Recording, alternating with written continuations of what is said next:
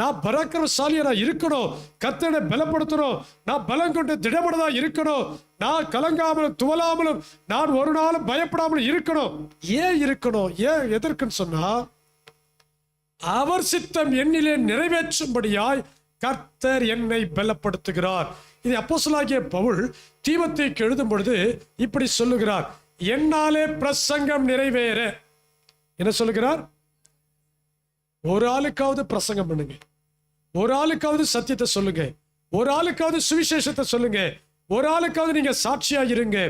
என்னாலே பிரசங்கம் நிறைவேற, என்னாலே புறஜாதியார் ரட்சிக்கப்பட. இங்க சொல்லுகிறார், என்னாலே புறஜாதியார் ரட்சிக்கப்பட. அதற்குத்தான் என்னை பலப்படுத்துகிறார். எதற்கு பலப்படுத்துகிறார்? அல்லேலூயா.